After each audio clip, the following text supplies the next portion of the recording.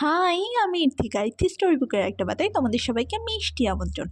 রবিবারের সারাটা দিনই প্রচুর ব্যস্ততার মধ্যে দিয়ে কাটে আমার। সকালবেলা উঠে আমার এই বোরিং দরজাটাকে আমি একটু রঙিন করার চেষ্টা করলাম, আর তারপর ছিল আমার ড্রয়িং ক্লাস।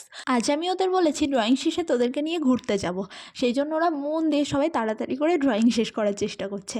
আর আমি সত্যিই ওদেরকে নিয়ে আজ ঘুরতে গিয়েছিলাম আমাদের গ্রামের চারপাশেই। আর ঘুরতে গিয়ে প্রথমেই শাপলা ফুলগুলো চোখে পড়লো, যেগুলো দেখতে অসাধারণ লাগছিল। আর আমরা ঘুরতে গিয়েছি, একটু ভিডিও করবো না সেটা হয়। আর তারপরে এই তিতির পাখিগুলো দেখলাম, এগুলো তো আমি নতুন দেখছি, আগে কখনো দেখিনি। আর এই ছোট্ট টিয়া পাখিটাও এখানে ছিল। আর এই যে আমি পৃথা, আর এটা মিশকু, আমার ছোট্ট স্টুডেন্ট। আর তারপর আমার স্টুডেন্ট রাজা আমাদেরকে এই জায়গাটায় নিয়ে গিয়েছিলো, বললো দিদি চলো, এত সুন্দর ফটো আর ভিউ পাবে। তো গিয়ে দেখি সত্যি অসাধারণ ভিউ। আর এই যে এরা আমার স্টুডেন্ট, সব সময় আমার সাথেই থাকে। আর ওরা সবাই তোমাদেরকে হাই বলছিল। আর রোজ রোজ নতুন নতুন ব্লগ তৈরির জন্য ওরা আমাকে ভীষণ উৎসাহ দেয়।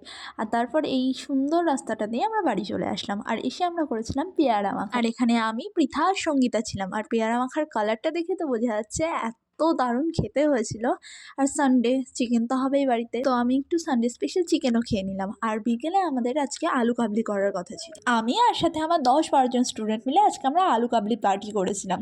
আমরা মাঝে মাঝে বিকালবেলা বা সন্ধ্যের দিকে এরকম পার্টি বা পিকনিক করে থাকি, আর সাথে আমরা প্রচুর মজাও করি। আর ভাই রাতে আমাকে ঘুগনি এনে দিয়েছিল।